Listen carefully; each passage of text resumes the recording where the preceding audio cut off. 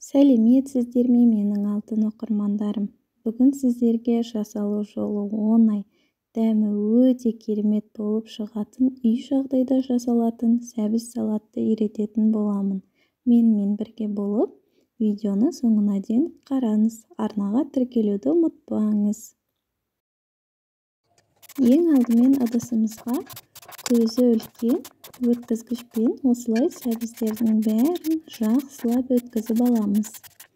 Сәбізіңіз сочный болса, сәбіз салатыңыз өте керемет болып шығады. Сәбіздерді үлкендеуін таңдаған дұрыс. Сол кезде өткізгенде қиналмайтын боласыздар.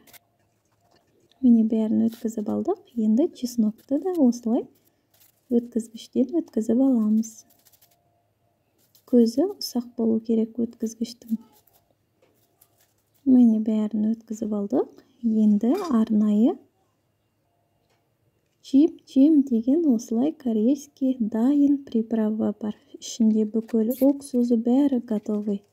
Осылай салып сәбізіміздің үстінен жақсылап сәбізіміз жұмсақ болғанша араластырамыз. Міне жақсылап араластырып алдық. Бәрін міне ақырын сәбізіміз жұмсарып жатыр.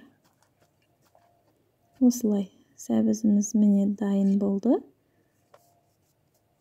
Тәрелкеге салып осылай тарту етсеңіздер болады. Менімен бірге болғандарыңызға рахмет. Астарыңыз дәмді болсын. Арнаға тіркелуді ұмытпаңыздар.